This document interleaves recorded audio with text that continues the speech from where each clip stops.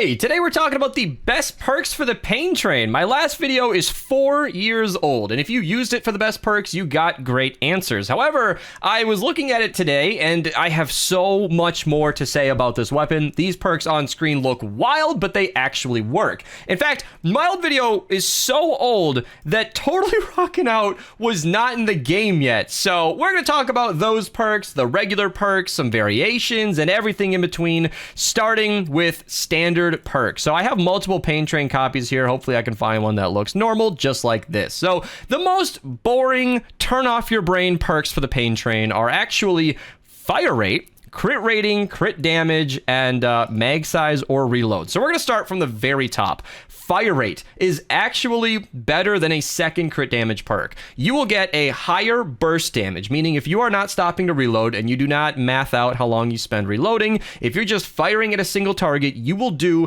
about 20% more damage with a fire rate perk in a crit rating crit damage build with a 38% chance to crit and the standard crit damage. I actually have a soldier loadout active right now, so I'm going to show you guys real numbers, and I'll actually talk about that build later on. But if we go back to the weapon here, you can actually see it's a 185%. So that's what I wanted to say. Fire rate, crit rating, crit damage is actually the basic best perk loadout for the pain train with no specific hero loadout. The thing I also want to mention is mag size versus reload. Mag size and reload is preference. Technically, reload speed is slightly better DPS, but if you factor in the amount of time you spend reloading, because you are going to shoot enemies with this weapon and you will eventually have to stop and reload, with mag size you'll be shooting for 75% longer, with reload you'll be reloading 75% quicker. It actually works out to be almost identical, slightly favoring reload.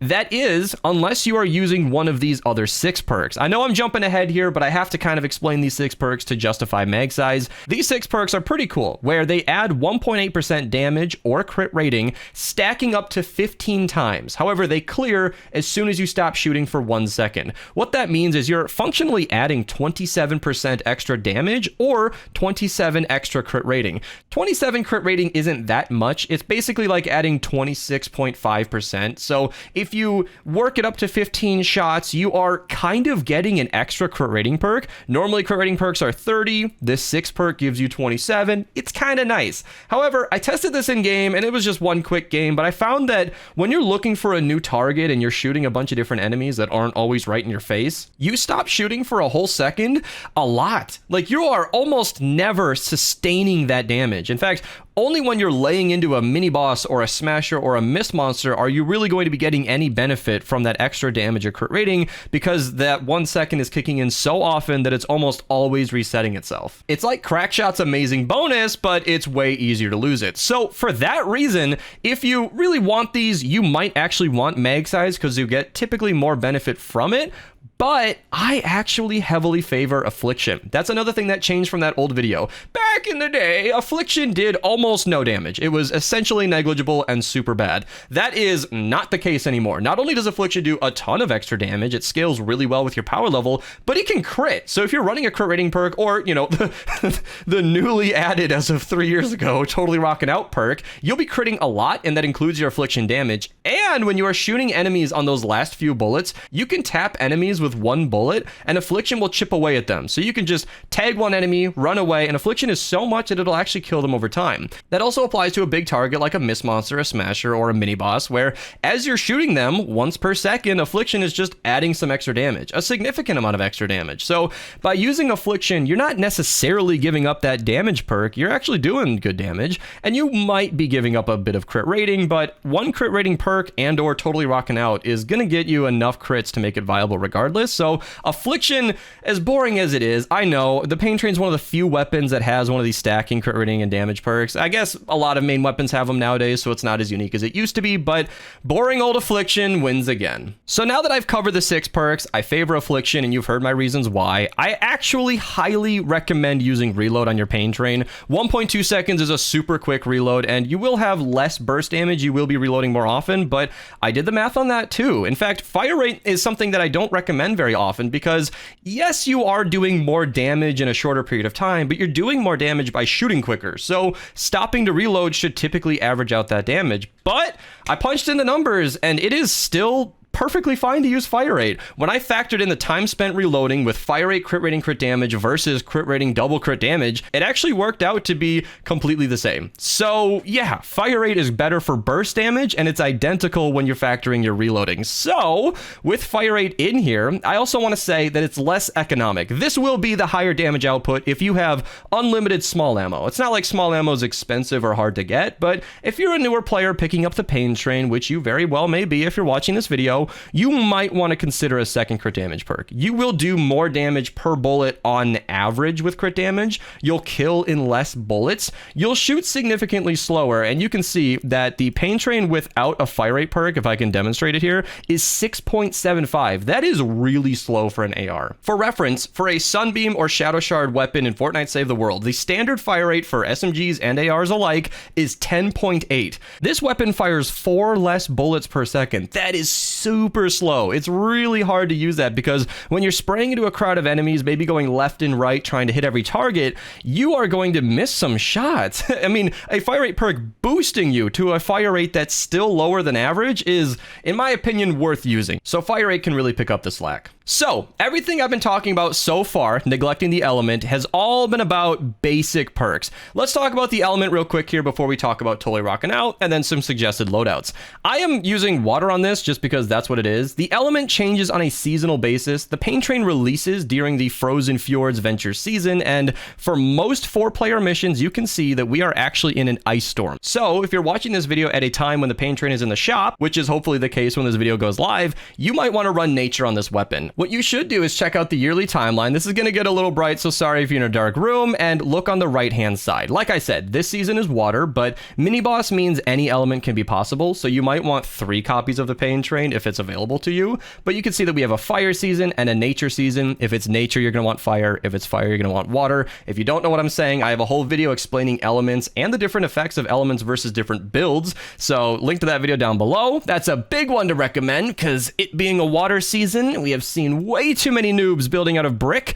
Do not build out of brick in a water zone, everybody. You are still going to want to use metal. That will be significantly more effective. All right, let's talk about totally rocking out, what it means, and a suggested loadout. So this is Tactical Assault Sledgehammer. He ups your crit damage by a ton. Totally rocking out increases your crit rating by a ton. Crit rating and crit chance are actually different values in this game. 160 crit rating translates to about 59% crit chance. That's not exactly accurate, but it's good enough for now. So when Totally Rocking Out is fully active with a crit rating perk, you will almost have a 70% chance to crit. That is huge. Battle Beat is great. Subway Freeze is great for activating the ability. This isn't an in-depth soldier loadout guide. I'm just showing you one that works really well. Fumble is awesome. Assault damage is great for some extra damage. And then assault ammo recovery is huge. He's an event hero. Light Show Spitfire shown on screen is a great alternative, but he'll effectively increase your mag size by 31.7%. That's because he has a 24% chance not to consume ammo. So you'll fire the bullet and you'll do damage, but that bullet will still be in your magazine 24% of the time. So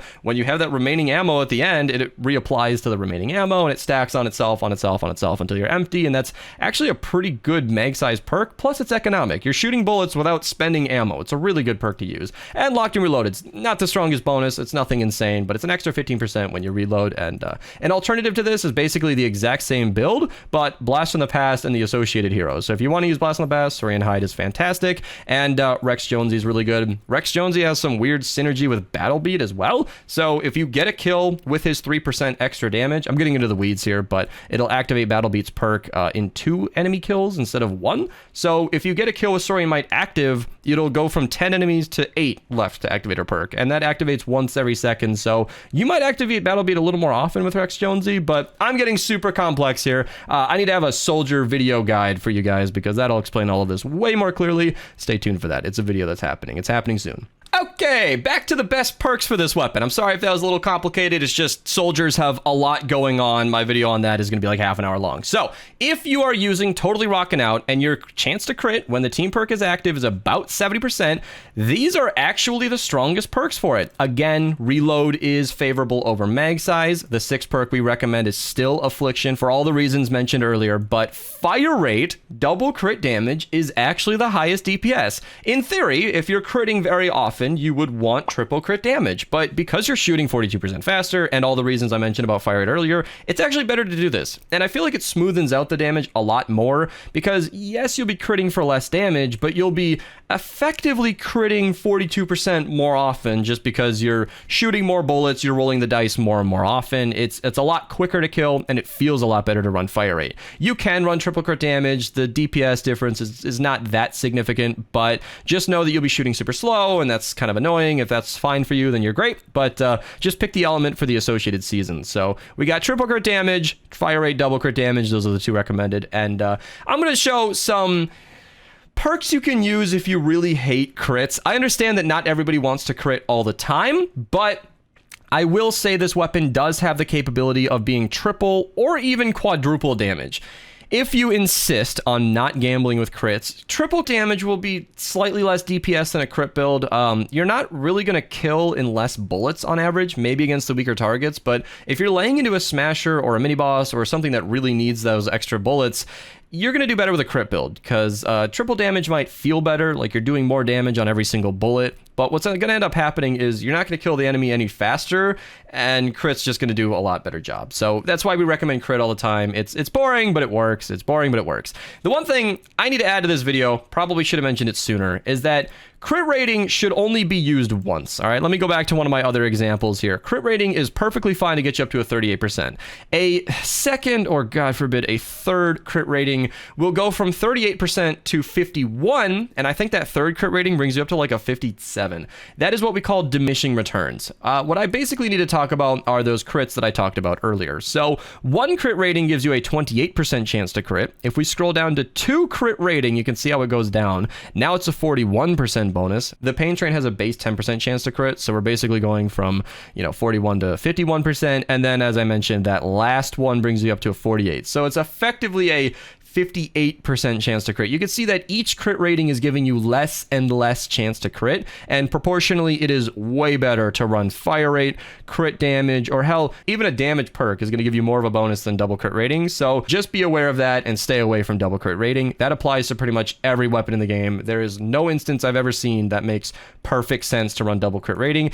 Even Sub-Zero Zenith, where that double crit rating doesn't quite make sense. I talked about that in my best bow loadouts video, and I can cover that in the description down below. I'll see you guys next time. If you want to check it out, it'll be recommended at the end here. Thank you guys so much for watching, and enjoy the rest of your day.